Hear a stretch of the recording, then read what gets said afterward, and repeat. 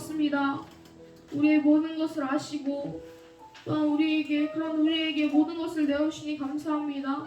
하나님, 죄 때문에 죽을 수밖에 없었던 우리를 하나님의 십자가의 공로로 구원하여 주시니 감사합니다. 하나님, 우리가 그 십자가의 피를 믿습니다. 예수 그리스도를 찬양합니다. 주님 홀로 영광 받아 주시옵소서. 하나님, 예배가 주공일수록 하나님, 우리가 더 모여 예배하고 주님 앞에 모든 것을 드려 간구하기를 원합니다. 하나님, 우리의 삶을 드려 우리의 생명을 들어 주 앞에 나아가오니 주님 예배 받으시고 역사하여 주시옵소서. 하나님, 예배를 통하여서 모든 정욕을 끊으시고 다시는 역사하지 못하도록 주님께서 주장하여 주시고 역사하여 주시옵소서. 이렇게 우리 인도하시는 주 예수 그리스도의 이름으로 기도드립니다.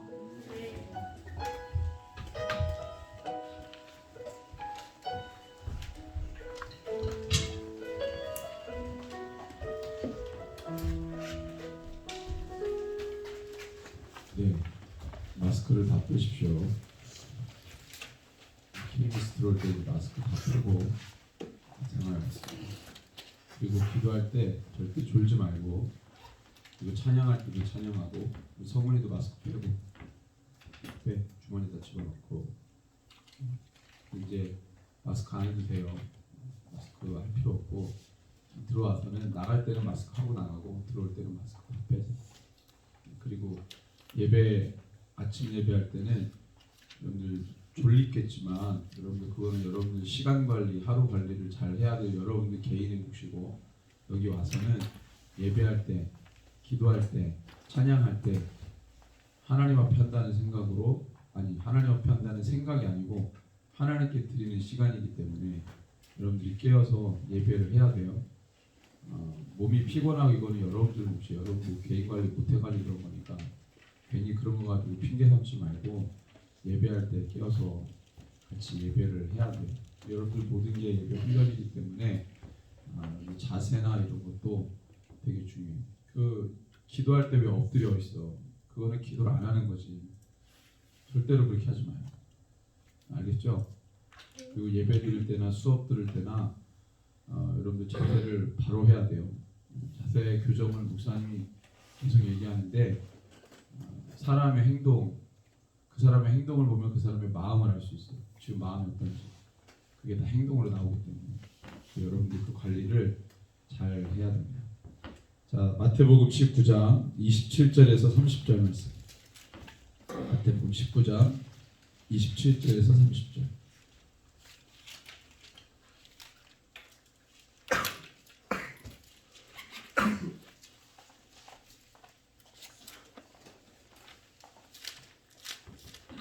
마태복음 19장 27절에서 30절.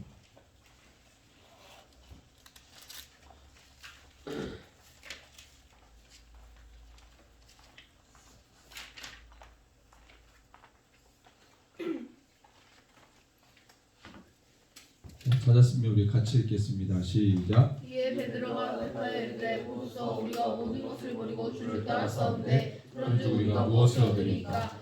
예수께서 이르시되 내가 진실로 너희에게 이르노니 세상에 새롭게 되어 인자가 자기 영광의 보좌에 앉을 때에 나를 따르는 너희도 12보좌에 앉아 이스라엘 12지파를 심판하리라. 내 이름을 위하여 증이나 형제나 자매나 부모나 자식이나 전토를 벌인 자마다 여러 배를 받고 영생을 상속하리라. 그러나 먼저 된 자로서 나중 되고 나중 된 자로서 먼저 될 자가 많으니라. 네, 아멘. 이제 예수님을 따르는 자들에 대해서 주님이 이제 이런 종류의 말씀을 많이 하시죠. 결국 제자는 주님을 따라가는 사람인데, 따른다는 것에 대해서 본래의 의미를 말씀하신다는 거예요. 따른다는 게 뭘까? 예수님을 따르는 삶. 그것이 분명해야 되는 거예요. 사실은 예수님을 따른다는 것은 예수님의 모든 말씀과 그분의 가치, 그분의 목적, 그분의 계획, 그분의 뜻, 모든 것을 함께 한다는 거예요. 내가 주님의 그 뜻 안으로 들어간다는 거예요. 그래서 주님의 모든 계획과 비전이 내 것이 되는 거죠. 내 안으로부터, 내 속에서부터 나오는 것이 아니라 주님께로부터 오는 것을 우리가 붙들고 그것이 나의 모든 것으로 삼고 따라가는 게 바로 제자의 삶인 것이죠. 베드로가 물어봐요. 우리가 모든 것을 버리고 주를 따라 싸운데 우리가 무엇을 얻을 수 있습니까? 이렇게 얘기해요. 베드로가 우리가 모든 걸 버리고 주님을 따랐는데 그 보상은 뭡니까? 라고 얘기해요. 사실 질문이 잘못됐어요. 여러분들, 우리가 모든 걸 버려두고 주님을 따르면 우리가 무엇을 얻을 수 있을까요? 무엇을 얻고자 주님을 따라갑니까? 우리 그리스도인들이 우리가 무엇을 얻기 위해 주님을 따라가는 거예요? 내가 어떤 사람을 사랑하는데 그 사랑하는 목적이 그 사람에게 뭔가를 얻기 위해서요. 그 사랑이 아니에요? 그 사랑 아니죠. 부모가 자식을 사랑해. 무엇을 얻고자 사랑해? 사랑 아니죠. 부모가 자녀를 무엇을 얻기 위해서 사랑하나? 근데 요즘 보니까 그런 부모들이 많아. 나는 인생을 성공 못했으니 너라도 성공해라. 그래서 자녀를 막 열심히 엄청나게 돈 벌어가지고 그 자녀를 위해서 다 쏟아붓고 왜? 야, 너가 성공해서 나중에 나를 좀 부양해라. 자녀를 사랑하는 목적이 뭐예요? 자기에게 뭐가 얻고자 함이 있는 것이. 그래서 막 자녀들이 이렇게 하는 거지. 그 사랑 아닙니다. 내가 못 이룬 것을 자녀를 통해서 이루도록 강요하는 거예요. 그건 진짜 사랑이 아니지. 우리가 주님을 따랐을 때 무엇을 얻고자 주님을 따르려고 하는 게 아니에요. 우리는 이 물질 안에서 살다 보니까 꼭 그것으로부터 보상을 받으려고 하는 욕심이 있어요. 내가 물질을 버리면 물질을 얻어야 돼. 이런 거 있잖아요. 보상심. 내가 주를 위해서 내 물질을 버렸어. 그러면 나중에 주님이 뭘로 보상해 줘야 돼? 물질로 보상해 줘야지. 그러니까 예수님이 제자들을 부르실 때 제자들이 자기의 삶을 버리고 주님 따라오잖아요. 그럼 나중에 뭘로 갚아줘야 돼요? 그 비슷한 걸로 갚아줘야 돼요. 지위를 버린 자에게는 더 높은 지위를 보상해주고, 재산을 내놓은 사람에게는 더 큰 재산으로 갚아줘야 되고, 뭐 이런 거죠. 그러니까 예수님의 제자들이 예수님 따라다니면서 예수님이 왕이 되시면, 예루살렘에 가셔서 왕이 되시면 나는 그 중에서 한 자리를 차지하겠지, 이런 생각을 제자들이 했던 거죠. 늘 그 생각에 사로잡혀 있었어요. 주님 때문에 우리는 무엇을 얻을 수 있을까? 이 생각에 늘 잠겨 있는 거죠. 그리고 자기들을 사도라고 말했어요. 수많은 제자들이 있는데 그 중에 따로 12명을 세워 사도라고 불렀고, 자기네들 그 12명 안에 들어있는 핵심 측근. 그러니까 우리는 핵심 측근이니까 지금으로 말하면 코어죠, 코어. 주님을 따라다니는 그 조직의 코어. 가장 가까이서 예수님을 따라가는 사람, 그러니까 얼마나 중요한 인물들이에요. 근데 이 사람들 다 버리고 주님을 따른 자들이니까 나중에 이 사람들은 더 큰 걸로 받겠지, 보상을 받겠지, 이런 생각에, 그런 기대감에 베드로가 예수님께 질문했는데 주님이 뭐라고 합니까? 우리는 주를 위해 물질을 버렸습니다. 보이는 모든 걸 버렸습니다. 그러면 나중에 주님 우리에게 더 큰 걸 주시겠죠? 그 모든 것을 보상할 수 있는 더 큰 걸 주시겠죠? 라고 기대감을 가지고 물어봤는데 주님이 말씀하시는 건 뭐예요? 뭘 주겠다는 거예요? 나를 위해 모든 걸 버린 자는 뭘 주겠다는 거예요? 28절. 예, 뭘 또 보자, 뭐 이상한 얘기해. 영광, 인자가 자기 영광의 보좌에 앉을 때 나를 따르는 너희도 12보좌에 앉아 이스라엘 12지파를 심판하리라. 세상이 새롭게 될 때.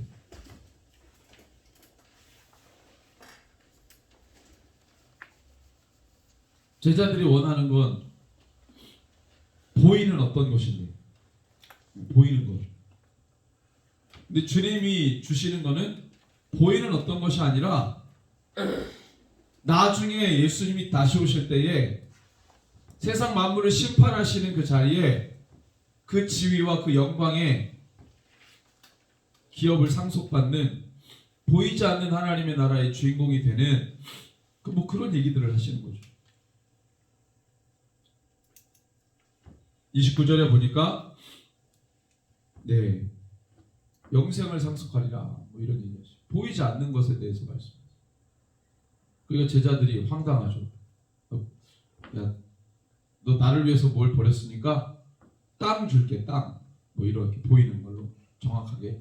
너는 뭐 군대 장관이 되고, 뭐 너는 뭐 영의정 되고 좌의정 되고 한 자리씩 국무 총리가 되든지, 뭐 이런 진짜 보이는 확실한 뭔가를 딱딱 지위를 주고, 너는 부자가 될 거야. 너 되게 큰 부자가 될 거야. 너는 엄청난 부자가 될 거야.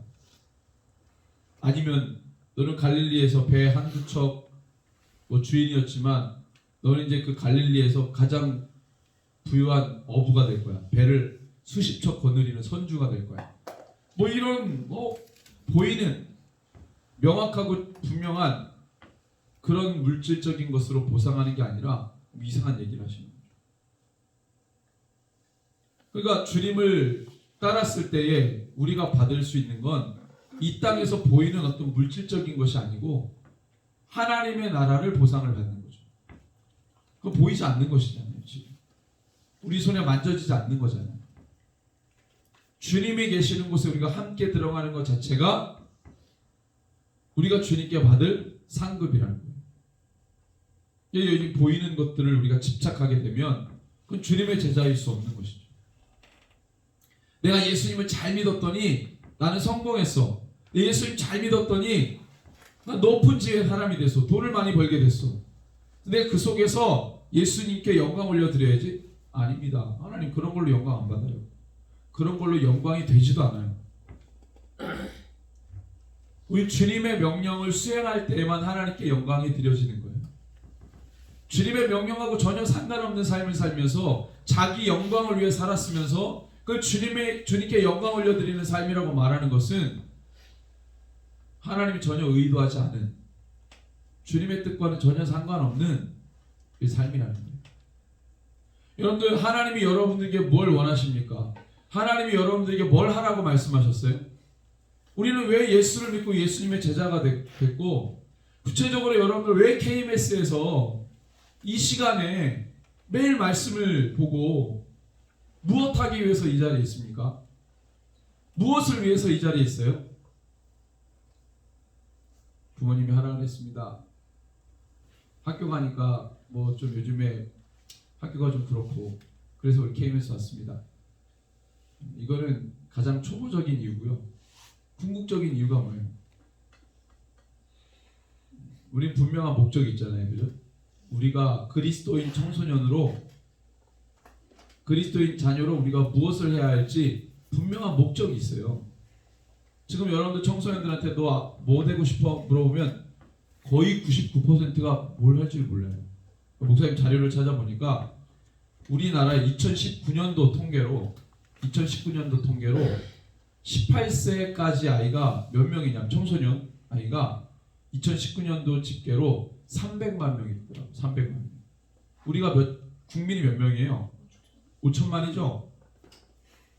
근데 청소년이 18세 미만의 청소년이 300만 명이에요.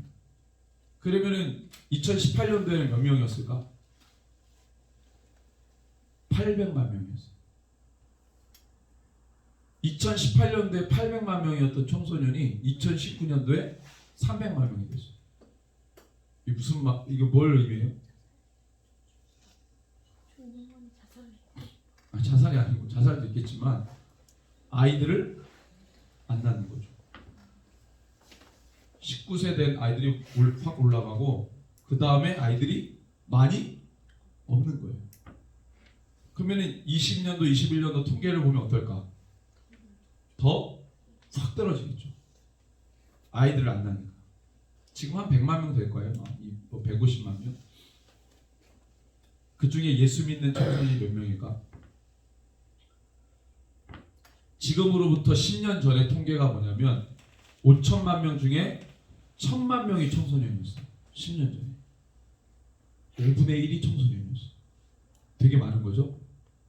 근데 그때 여러분들 이 크리스찬이 5천만 명 중에 우리나라는 크리스찬이 몇 명이냐면 원래 30년 전에는 1200만 명이었거든요. 4명 중에 1명이 크리스찬이었어요. 엄청나게 많은 거예요. 지금은 600만 명으로 떨어졌어요. 1200만 명에서 30년 지나니까 반토막 나고 600만 명. 이게 공식 집계고 교단마다 이야기하는데 비공식 집계로는요 600만 명도 안 된다고 봐야죠. 몇 명까지 보냐면 400만 명 이하가 아닌가. 엄청 떨어졌죠. 국민 5천만 명인데 5천만 명, 4천만, 4,900만 이렇게 왔다 갔다 해요. 평균 5천만 명 잡으면 지금 예수 믿는 사람이 30년 전에 1,200만 명이었던 게 지금 몇 명으로 줄었다고? 400만 명. 엄청 줄었죠. 그 비슷한 게이지로 10년 전에 1,000만 명이었던 학생, 청소년 그때 믿는 애들이 몇 명이었을까? 그냥 평균으로 그냥 우리가 좀 산술적으로 계산하면은 대략 1,000만 명 중에서 청소년은 믿는 아이들이 대략 한 200만 명? 그러면 지금 10년 지났어요. 지금 10년 전에 1,000만 명이었던 게 300만 명으로 훅 줄었으니까 지금 예수 믿는 청소년들이 한 50만 명도 안 됩니다. 전체 지금 2019년도 300만 명 중에서 예수 믿는 사람, 예수 믿는 청소년이 한 30만 명 이하, 10분의 1도 안 됩니다. 전체 대한민국의 청소년 중에 예수 믿는 청소년이 10분의 1도 안 돼요. 엄청 줄죠. 근데 거기서 제대로 예수를 믿는 청소년이 얼마나 될까? 30만 명도 안 되는 그 인원. 그리고 또 그 중에서 몇 명이 확실한 비전을 갖고 살까요? 그 퍼센테이지를 볼 때 이렇게 모여서 분명한 목적과 비전을 가지고 살아간다고 하는 우리 친구들하고 비율적으로 해보면 몇 퍼센트예요 지금? 0.000000000 눈에 뵈지도 않아요. 여러분들 대부분의 청소년들은 비전이 없어요. 목적이 없어요. 대부분의 크리스찬 청소년들도 내가 왜 살아야 하는지, 내가 왜 예수를 믿어야 하는지, 내가 왜 크리스찬인지, 내가 왜 예배를 지금 드리고 있는지 전혀 이해가 없어요. 개념이 없어요. 우리 충주에 그 스쿨 처치라는 단체가 있어요. 청소년들 사역하는 거지. 아는 친구들은 알 텐데 거기에 있는 사역자 간사 청년 한 명이 청소년 사역자인데 어느 모 교회 교육전도사인데 이제 그 간사의 친구가 은총이잖아요. 은총, 최은총 친구 둘이 친구예요. 은총이한테 그때 청소년 사역하는 간사가 나는 비전을 모르겠다. 비전을 못 봐야겠다. 청소년 사역하는 간사가 자기가 비전을 못 발견했으면 청소년 사역할 수 있어요? 말하자면 목사님이 목사인데 저는 비전이 없어요. 그러면 목회할 수 있어요? 앞으로 뭘 해야 될지 몰라. 내 정체성, 내 존재가 뭔지 모르겠어. 이게 흔들리면 무슨 사역을 하냐고, 어떻게 영혼 사역을 하냐고. 근데 그 친구가 그 스쿨처치에서 핵심적인 사역을 하는 친구. 청소년들이 모여서 예배. 왜 예배? 예배 목적이 뭐예요? 자기네들끼리 좋아서. 하나님은 없어. 예배에 하나님은 없고, 예배 임재, 성령님의 임재, 성령님의 임재에서 뭐 어떻게 하시라? 성령님이 임재하시면 무슨 일이 벌어져요?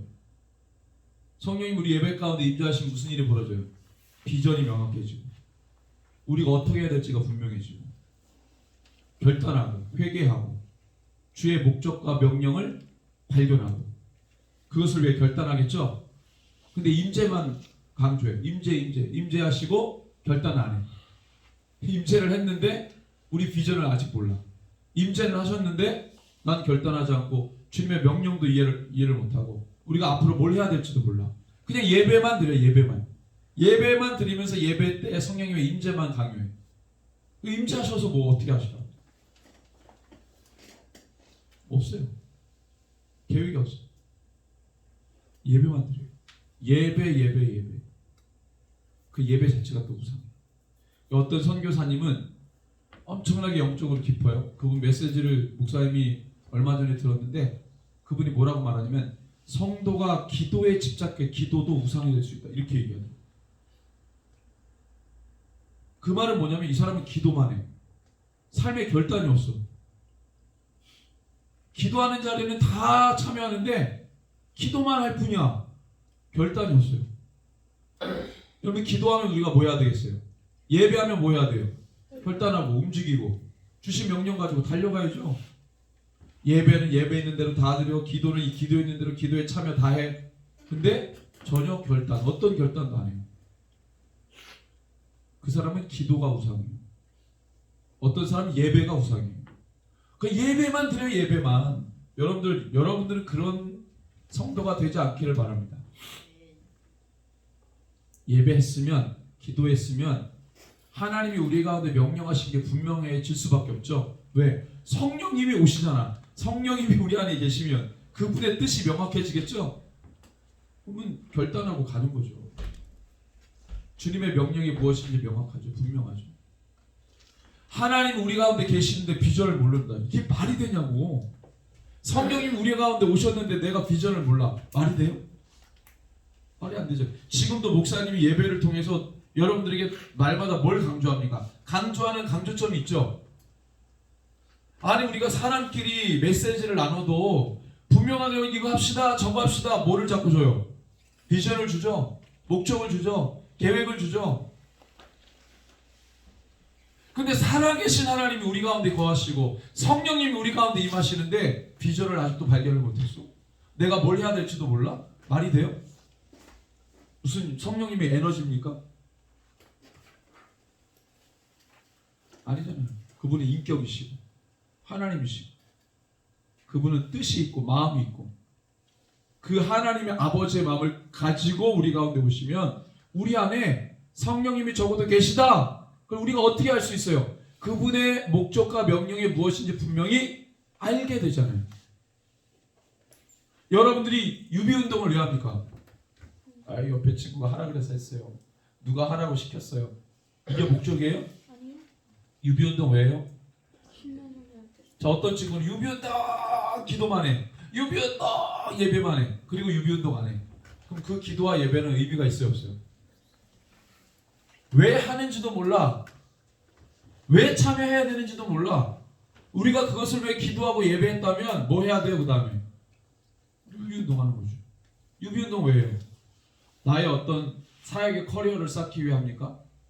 누구 때문에 하는 거예요? 뭐 때문에 하는 거예요? 그 영혼들 때문에 하는 거 아니에요? 어느 유명한 선교사님이 하라고 했어. 그래서 해야 되는 거야. 맞아요 그게? 아니에요.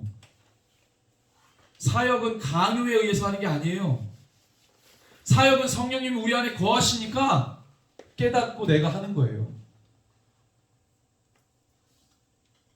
누가 하라 그래서 아니에요. 그건 차라리 안 하는 게 낫지. 성령님이 우리 안에 거하시고 여러분들 한 사람 한 사람을 사역의 동기를 집어넣어 주셔서 할 수 있도록 가게 하시고 우리 순종.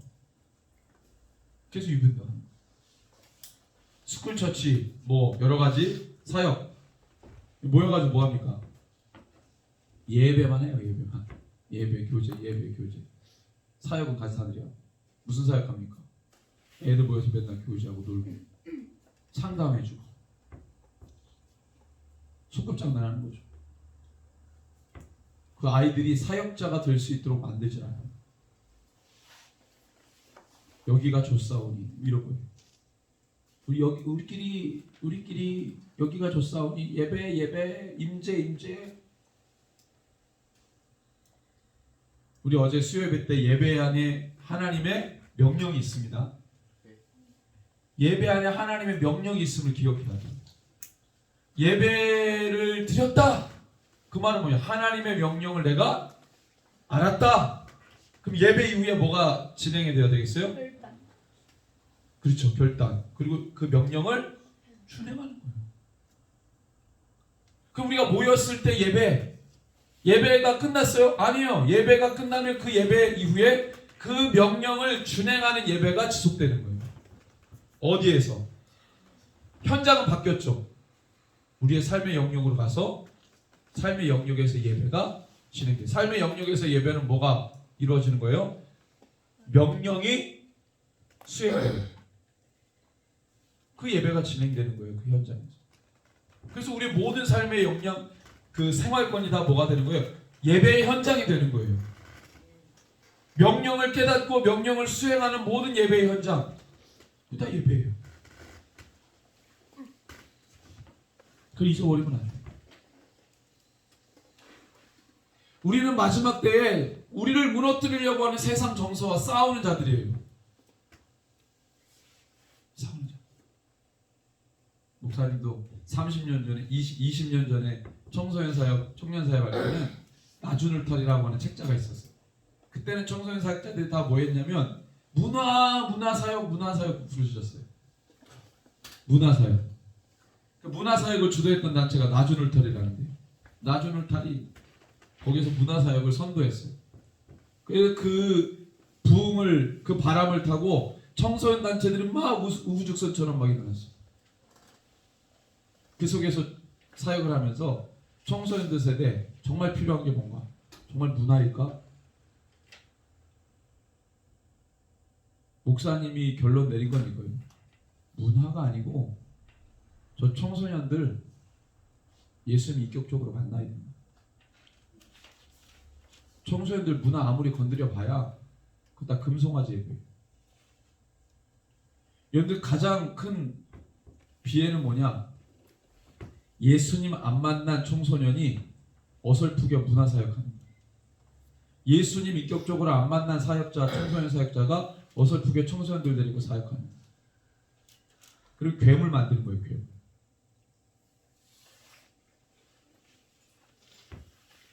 여러분들 스스로 내가 정말 예수님을 인격적으로 만난 청소년인지를 늘 자기 자신을 돌아봐야 돼요. 예수님을 만나면 그 모든 문제가 해결이 돼요. 그럼 날마다 기도하길 바래요. 주님 나를 말씀으로 만나주시고, 주님 나에게 말씀하시고, 누구의 의해서가 아니라 내 안에 진정 성령님의 뜨거움이 나를 움직이도록 나에게 비전을 주시고 나에게 말씀하시고, 내가 서 있는, 내가 살아가는 모든 삶의 현장이 진짜 하나님과 교통하는 예배의 자리가 될 수 있도록 제발 누구에 의해서, 부모에 의해서, 누구 주변의 어떤 사람에 의해서, 어떤 것에 의해서 움직이는 사람이 아니라 여러분들 안에 성령님이 계신 그분 때문에 여러분들 이끌어가고 여러분들 그분에게 순종하고 그렇게 주의 사역을 감당하는 청소년들이 되길 바래요. 예수님의 제자들도, 12명의 제자들도 실수 엄청나게 많이 했어요. 실수할 수 있죠. 중요한 건 실수했다가 일어나고 실수했다 일어나고 결국에 나중에 십자가를 통과하는 거예요. 그때가 올 거예요. 그 십자가, 내가 그 십자가를 통과해야 될 때 믿음을 가지고 통과하고